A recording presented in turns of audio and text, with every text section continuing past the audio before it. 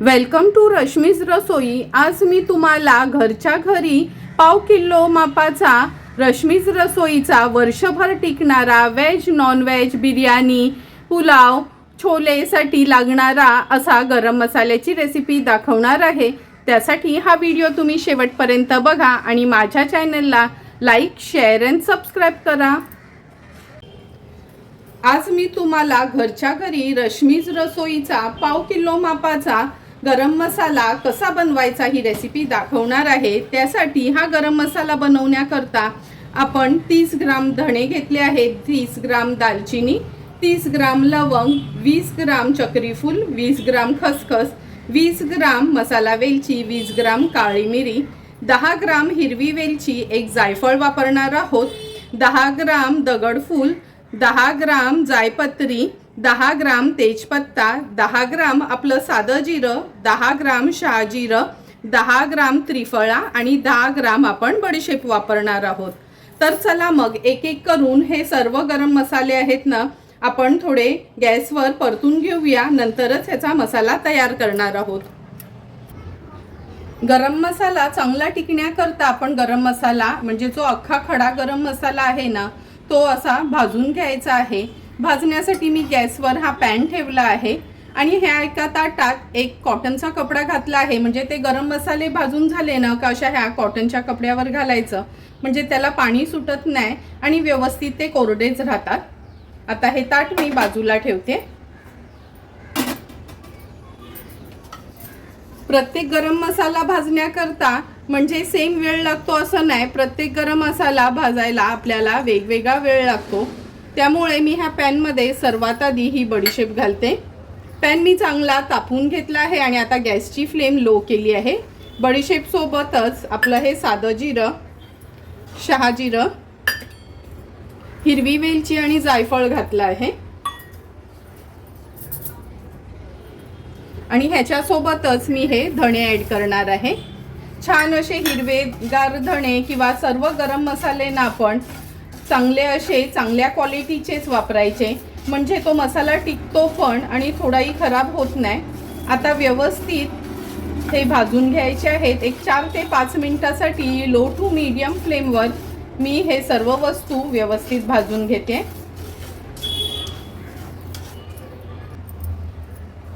एक 4 ते 5 मिनिटं झाले आहेत। लो फ्लेमवर आपण हे बघा हे जे पॅन मध्ये गरम मसाले घेतलेले ते व्यवस्थित भाजून घेतले आहेत। लक्षात ठेवा हाय फ्लेमवर अजिबात भाजायचं नाही, नाहीतर आपला हा गरम मसाला आहे ना थोडा कडवट टेस्ट लागेल आणि चांगला सुगंध पण येणार नाही। आता हे व्यवस्थित आपण भाजून घेतले आहेत। आता मगाशी दाखवलेलं ताट आहे ना ह्या ताटामध्येच मी हे काढून घेते। लक्षात ठेवा तुम्ही एखादा नॅपकिन ठेवलात तरी चालेल, असे ना पसरवून घ्यायचे, म्हणजे बाकीचे गरम मसाले भाजेपर्यंत हे थोडे न वाफ ह्याची कमी होते।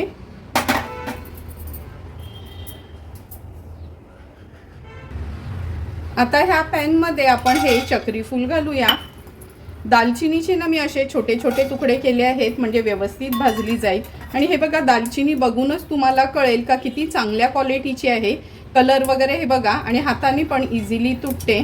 असे ना चांगल्या क्वालिटीचेच गरम मसाले घ्यायचे।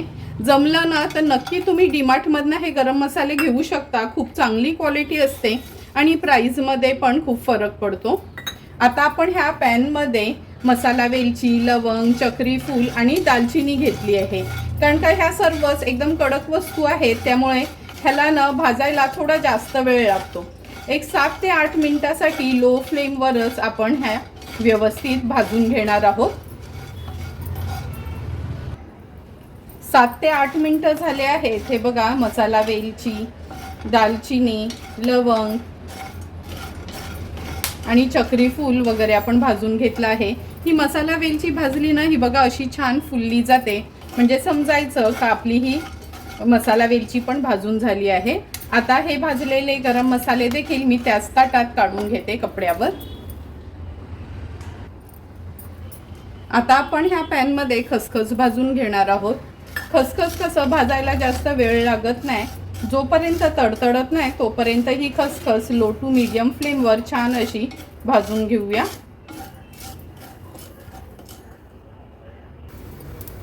तुम्ही बघू शकता खसखस पण छान तडतडायला लागली आहे। आता लगेचच मी ही काढून घेते। अशी लो फ्लेमवरच चांगली आपण भाजून घ्यायची आहे।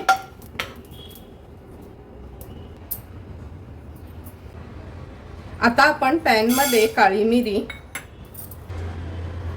त्रिफळा आणि जायपत्री घेतली आहे। ह्या तिन्ही वस्तू लो फ्लेमवर अगदी व्यवस्थित भाजून घ्यायच्या आहेत। लक्षात ठेवा, गरम मसाले भाजताना ना प्रत्येक गरम मसाला भाजण्याकरता एक त्याला टिपिकल वेळ लागतो आणि हाय फ्लेमवर तर अजिबातच भाजायचे नाहीत। अगदी 2 ते 3 मिनिटासाठी हे आपण लो फ्लेमवर व्यवस्थित भाजून घेऊया।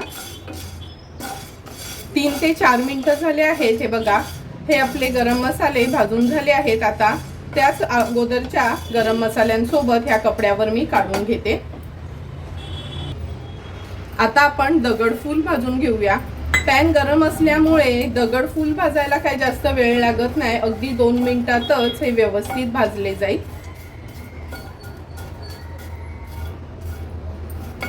दगडफूल पण व्यवस्थित अगदी 2 मिनिटातच भाजून झाला आहे। हा पण काढून घेऊया।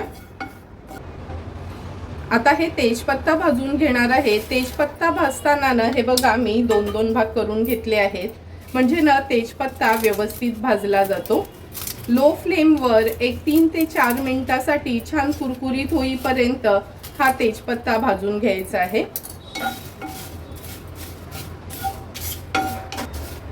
हे बघा, तेजपत्ता पण छान लो फ्लेमवर आपण भाजून घेतला आहे। छान असा कुरकुरीत झाला आहे। आता हा पण मी काढून घेते बाकीच्या मसाल्यांसोबत। आपण हात लावू शकतो असे हे गरम मसाले गार झाले आहेत। आता हे सगळे आपण मिक्सरलाच बारीक करून घेणार आहोत, म्हणजे कमी प्रमाणात असेल ना। आता हे पाव किलोचं आहे, त्यामुळे मिक्सरला अगदी इझिली बारीक होतो। तर चला मग मिक्सरला मी हे फिरवून घेते।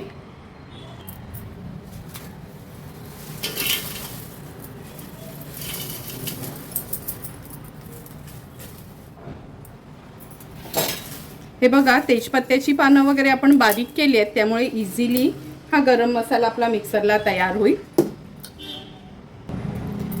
अगदी 2 ते 3 मिनिटातच तयार झालेला मिक्सरला आपला हा गरम मसाला आपण काढून घेऊया। हे बघा, किती सुंदर असा हा गरम मसाला तयार झाला आहे। ह्या काचेच्या बोलमध्ये मी काढून घेते, म्हणजे तुम्हाला दाखवता येईल। आणि लक्षात ठेवा, जेव्हा पण आपण गरम मसाला घरी करतो ना, एकदम फाईन पावडर अशी करायची नाही, एकदम बारीक असं थोडंसं ना हाताला असा हा लागेल असाच आपण हा मसाला कधी पण ठेवायचा। तुम्ही बघू शकता किती सुंदर रंग आला, पूर्ण घरामध्ये पण छान असा हा सुगंध पसरला गेला आहे। आता झटपट तयार झालेला हा गरम मसाला आपण काचेच्या बरणीत भरून घेऊया।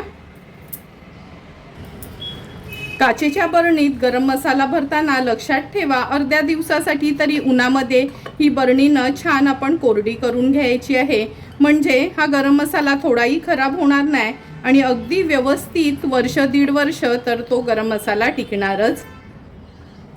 अगदी परफेक्ट मेजरमेंट सांगून मी तुम्हाला घरच्या घरी हा रश्मीज रसोईचा स्पेशल असा गरम मसाला कसा बनवायचा ही रेसिपी आज मी दाखवली आहे।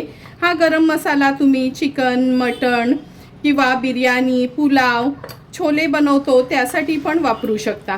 तुम्हाला पण जर मी बनवलेला रश्मीज रसोईचा हा स्पेशल असा गरम मसाल्याची रेसिपी आवडली असेल तर तुम्ही देखील घरच्या घरी माझ्या पद्धतीने हा गरम मसाला घरी ट्राय करू शकता आणि मला नक्की कमेंट करून सांगा की तुम्ही बनवलेला हा गरम मसाला कसा झालाय ते।